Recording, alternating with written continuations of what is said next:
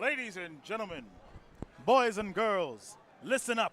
It's time for the top bracket of Street Fighter V. I am your host, Lord Lynkz, joined with Hangman, and we are going to be bringing you, this is winner's side of top 8 for Street Fighter V at Shine 2018, starting with Gengame, Blackstar, and HamBam. Yeah. So, Blackstar, that's my boy, that's my son. We're both from Long Island, New York, and even though he's a bit of a loudmouth, a bit of a rowdy one, you got to put respect on the name sometimes. Put respect on the name? Well, it looks like he's about to, I don't know. How do you think about this match is going right now? What are you going to say about your boy? All right, so, this happens all the time. I gas up my boys, they look good, and then the other person forces you to put respect on the name. HamBam immediately coming out the gate swinging, already putting tons of pressure on Akuma, but this is the kind of matchup where as long as both these players are swinging, you know they both still got life. Oh, yeah, they still got life. But we saw HamBam in the beginning actually putting on a lot of pressure, closing the gaps, not really giving him much time to turn through. Oh, my God,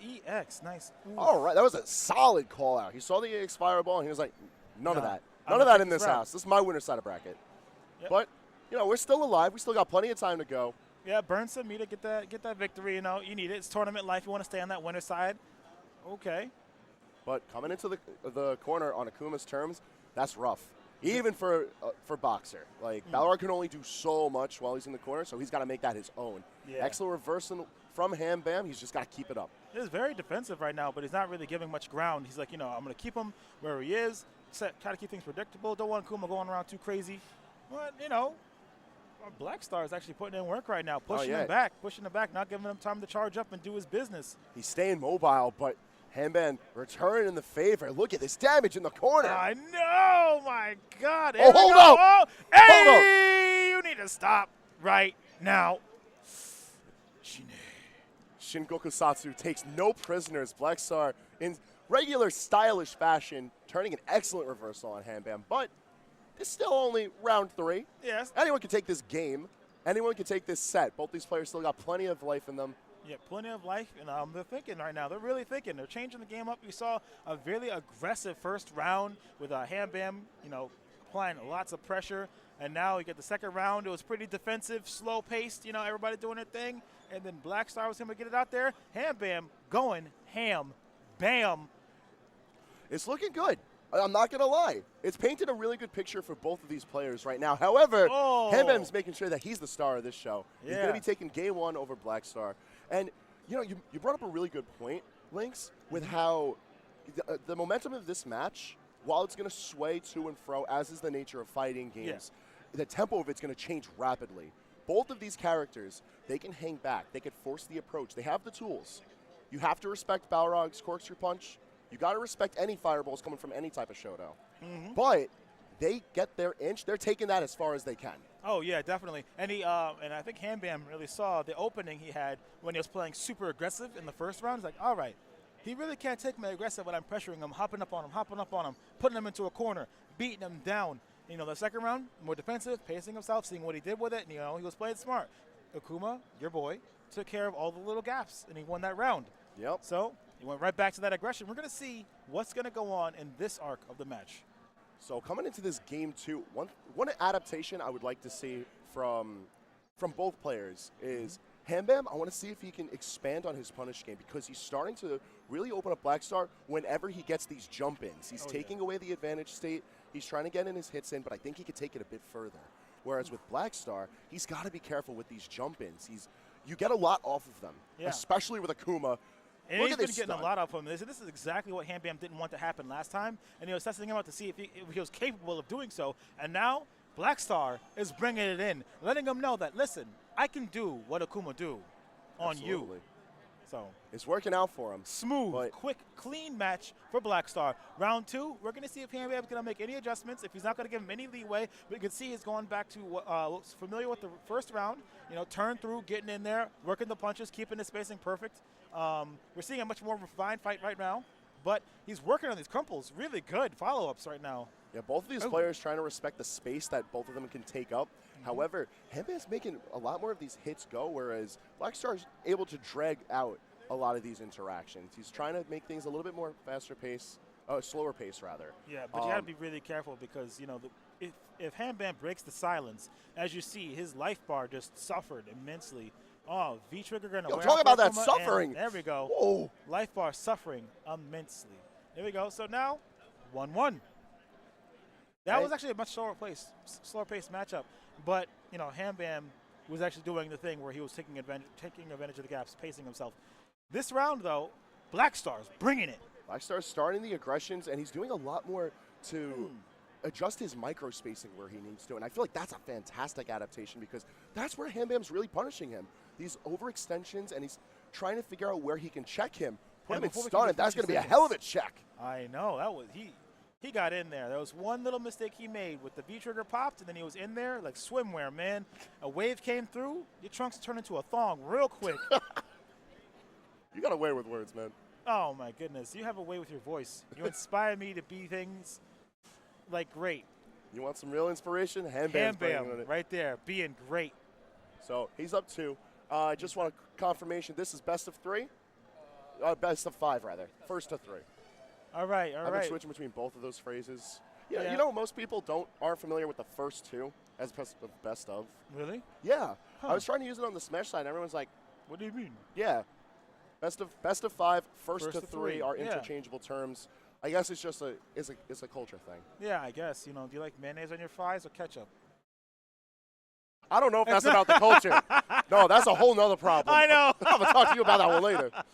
No, just, you know. It be like that. It be like that. So we're chilling here at the character select. Yeah, we got some thoughts going on. Tweeting out, you know, got to think right now. Looking for some good memes. Music. Yeah, he's looking for those tunes. Looking for the tunes. Meanwhile, Snapchat, send him those good pics to amp him up. Everybody flex on him. I wonder if he's got a Snapchat. Probably. Yeah, you know. He's a kid. He talks a lot. The kids are into the Snapchats these days. Look at the hair. He's letting the hair out? All right, the hair's out. Time to All flow. right. Let it go. My son looking for the L'Oreal sponsorship. I know, right? You got is it Blackstar, the Akuma, sponsored by L'Oreal. All right, here we go. So bringing it back to the land of the sheep for Game 3. Beautiful backgrounds. Let's see if this little break gave Blackstar enough time to reassess the situation, see if he could take any of those positives from the past 2 games and really bring them forward onto HamBam, or if HamBam's just got the solid lock on this ride in winner's side. Yeah. I mean, the aggression from HamBam seems to be a little bit too much for Blackstar because with the explosive power from Balrog, it's like you make a mistake, even when Balrog's like constantly being aggressive. You know, you drop during the block, it's over for you. Another issue is that a lot of Blackstar's fireball pressure that you can come accustomed to seeing from Akuma in this particular season of play, you don't have to worry about that with Balrog. You see him turning around through it. You see him moving freely. He's not really concerned with it, and his spacing has not been impacted in the slightest. Not at all. HamBam's pressure has been on point throughout this entire set. So he really wants that, and he wants it so bad. He's going to get it. Clean grab finish. You know, what we see there is conditioning. You see the conditioning going on. It's like, all right, you're used to me just beating on you in the corner. Going to pause a little bit. Grab. Took that victory. We're not really seeing much of an adjustment from Blackstar. Blackstar's going on the aggressive in the beginning, and we've seen it before that it hasn't really worked out for him. Akuma is not having the damage output when he lands the hits that he needs to land. He's got to play the long game. And unfortunately, I think he's just running out of options because HamBam's just got his number. Oh, no, yeah, the download complete. Download. My man had the LAN connection to the internet today. He's making sure that he goes through the entire way as quick as he can. And it's looking like a grim scene for my boy. I'm not going to front. But this is Akuma we're talking about. This is Akuma. He can pull something out. I mean, I believe in him. If he keeps up the pressure in the right way, takes advantage of all the gaps that he leaves open, maybe he's doing some counter conditioning. You know, where HamBam sees the openings, he's just going to close up the door there and then get in where he can. See, like right there. That was a perfect option. You don't really see him jumping straight up to avoid these EX moves. He burned that meter, and he made him pay for it. Smart move right there. Yo, duck on him. Look at the Kiwis. Kiwis, They come in a clutch checkout. This is round 9 now. Potentially the last round of this set if HamBam manages to clutch it out. But one way or another, both these players looking fairly evenly matched. Even. With Akuma making the pressure strings on Balrog even more evasive. We see that Blackstar is Yes. really starting to change up his options now. Blackstar's playing the up-down game right now, which is really good. He's just jumping right outside of his strike range. He's going for the straight corkscrew. He's not going for the uppercuts at all.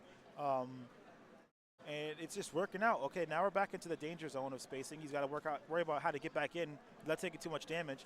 He's playing smart. Okay, EX, I forgot what that move is called, but he's in there. Good. He went for the low option now. Yep, the low Earlier option. in this set, not just this particular game of play, we saw Blackstar consistently going for the high option, but these mix-ups finally bringing him a game in his favor, and that's going to be bringing us to a game 4. That's right. We saw a lot of conditioning going on from HamBam at the beginning, and then we got that moment where Blackstar made the proper adjustments and he changed his play style almost entirely. He was playing aggressive, but then he wasn't leaving himself as open as he was before. Indeed. He was just like, open, getting bopped, whopped all over the place. One combo, 2 combo, his whole life bar is gone. But now he realizes what's at stake. And now we're going to see if he can pull this back. Can he pull it back? So round start for this game 4. And honestly, now we're starting to see a consistent pattern to how these matches begin.